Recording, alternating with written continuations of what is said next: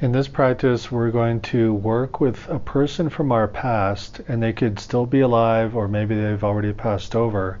It doesn't matter, but someone in our past who hurt us deeply. They may have abused us in some sort of way. They may have hurt us physically or sexually, or shamed us or embarrassed us or ostracized us. And we have a trauma around the incident. We could have PTSD, post-traumatic stress syndrome. We could have developed ways of coping with what happened, meaning that the way we interact with people in our life is based on what happened in that event. It's all a protective mechanism. Our brains are very intelligent, so when something happens that's hurtful, our brains want to be very careful to avoid that type of situation again in the future. And that can affect our personality style, it can affect our communication style, it can affect even our career choices and things like that. And unfortunately, it makes us want to be safe, and it can keep us closed down in a certain way. Or it can cause patterns like if we suspect that someone wants to hurt us now, since that initial event, we might hurt ourselves or shame ourselves way more intensely than that person or that community could make us feel, because it's a sense of control we give ourselves, that if I can hurt myself, if I can feel really bad or really guilty, then no one else can make me feel worse about myself than I can. So that's my way of keeping control. That's just an example.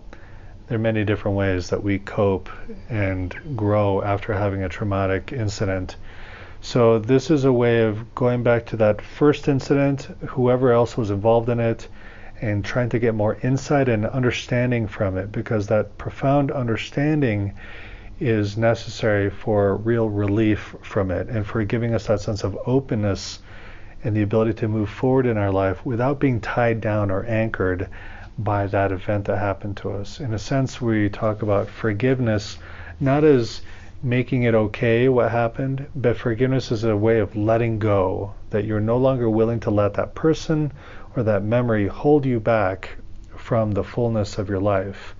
So forgiving them is really letting them go, that you're not going to let them live rent-free in your brain anymore from this point forward. Now that you've achieved some understanding of what happened through this meditation, through this visualization, now you can move forward. And of course, this might take several or many meditations, many repetitions of this meditation to gain some insight about what happened. And of course, you may have already been seeing someone like a therapist or a counselor. If not, this exercise might help you understand that seeing someone like that to talk about this more deeply could be helpful for you.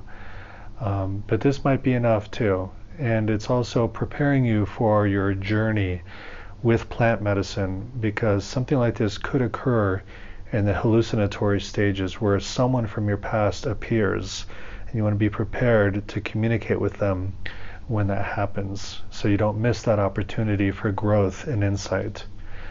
And I really recommend that you take this meditation carefully, patiently. At any point, if you need to take off your blindfold and just look at the room to ground yourself, if you've been getting upset, look at the carpet, feel it with your hands, get up and walk around if you need to, and you can just stop the meditation if it becomes too overwhelming for you.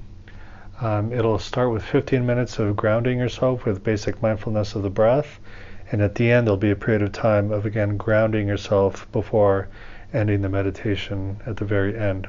All right, let's begin.